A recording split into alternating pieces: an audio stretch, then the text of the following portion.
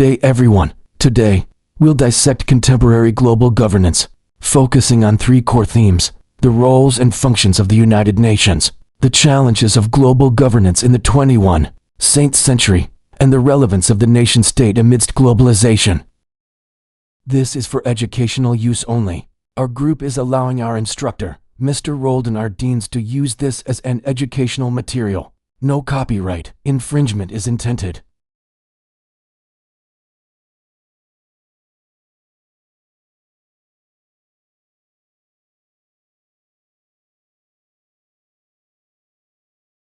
Core objectives: find and manage collective solutions to global risks, enable cooperation between countries and actors, promote justice, international law, and human rights. Nationalism versus globalism. Let's start with two key concepts: internationalism and globalism. So, internationalism is a cooperation among nations with each state retaining its distinct identity. Think of nations collaborating on a scientific project, each bringing their unique expertise. Globalism goes further. It emphasizes interconnectedness that transcends national borders, a shared global community. Supply chains are an excellent example. A product's components might came from dozens of countries woven together in a truly global system. Contemporary global governance operates within the tension between these two concepts. What is global governance?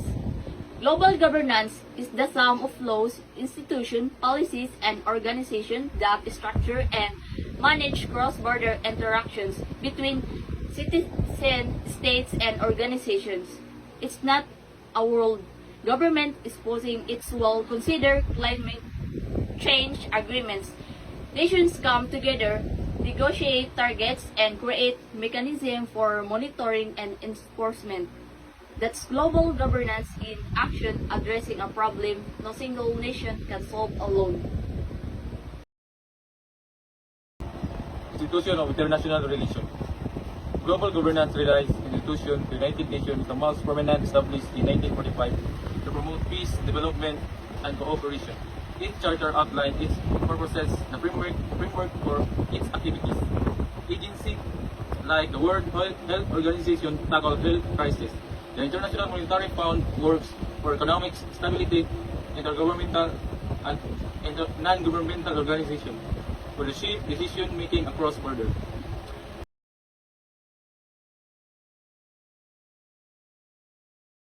The roles and function of the United Nations.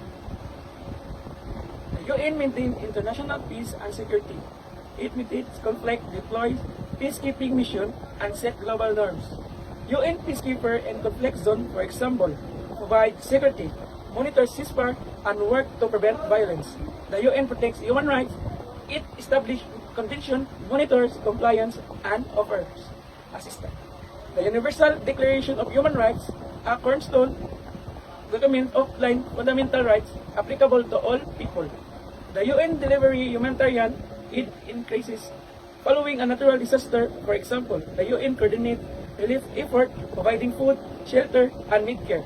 The UN supports sustainable development, leading effort like sustainable developing goals, the SDGs, and to reduce poverty, protect the environment, and promote inclusive growth. The UN is global public forum. It encourages non-state actors participation and adopt international law for globalization. It brings nations together to address issues beyond the reach of individual countries. Challenges of global governance in the 21st century. 21st century governance faces significant hurdles. The international community is fragmented by political divisions, rising nationalism, and conflict. Differing national interests make it harder to forge consensus on global issues. Climate change requires unified global responses, yet achieving agreement emissions reductions and climate financing remains a major challenge. The rise of extreme weather events highlights the urgency. Poverty, extremism, and intolerance persist, worsened by technology and migration. The spread of extremist ideologies online, for example, poses a threat to social media, cohesion, and stability. The rise of Global South including China, Brazil, India, is transforming global institutions, call for more pluralistic and accountable systems are growing as these nations seek a greater voice in global governance. Transnational threats like pandemics, terrorism, cyber risk, and exit nation-centric governance. The COVID-19 pandemic, for instance, exposed vulnerabilities in global health security. The relevance of the state-aimed globalization. Despite prediction of its decline, the nation-state remains central. State regulate commerce, security, and law. Even as globalization shrank the world, they establish trade policies, defend their borders, and uphold laws within their jurisdiction. State protect citizens against collective insecurities like terrorism, economic crisis, identity threats, and disease. State create country terrorism measures, establish economic safety nets, and implement public health campaign. The state adopt shifting policy within a global system, agreements, implements national policies to address global challenges and foster innovation. Globalization presents both challenges and opportunities. State must balance sovereignty with operation. They must protect their interests while working with other nations to address shared concern. The state remains an imagined community built on shared belief and practices. Case study, the UN Security Council and the intervention. Let's examine a specific case, the UN Security Council and their intervention in conflict zone. The Security Council has the power to authorize military intervention, but its effectiveness is often hampered by disagreements among its permanent members. The Syrian civil war provides a stark example. The Russia and the China have repeatedly vetoed resolution that would have authorized stronger action against Syrian government, citing concern about sovereignty and non-interference. This has limited UN ability to respond to the conflict. Non-governmental organizations, NGOs, play a crucial role in global governance, often acting as watchdog and advocates for specific causes. They monitor human rights, provide humanitarian aid, and promote sustainable development.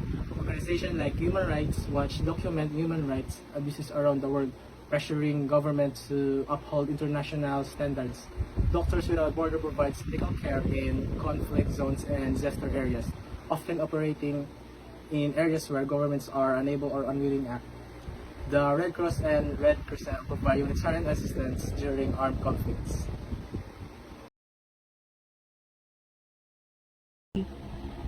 Several key trends are shaping the future of global governance. One is the rise of digital technologies. The internet and social media have created new opportunities for communication and collaboration, but they have also posed new challenges, such as spread of misinformation and cybercrime. Another trend is the growing importance of regional organizations like European Union and African Union. They are playing an increasingly important role in addressing regional challenges. A third trend is the rise of multiple stakeholders partnerships. These partnerships bring together governance, business, and civil society organizations to address specific global challenges. Emerging trends in global governance shows how the world is challenging and solving problems. First is the digital technologies make the global communication easier, but also brings challenges like cybercrime and misinformation. Second, regional organizations such as EU or European Union and AU, African Union, are becoming more active in holding issues in their area. Third, multiple stakeholders partnerships allows governments, business, and NGOs to work together in global challenges. In short, these trends prove that cooperation and innovation are needed to effective global governance.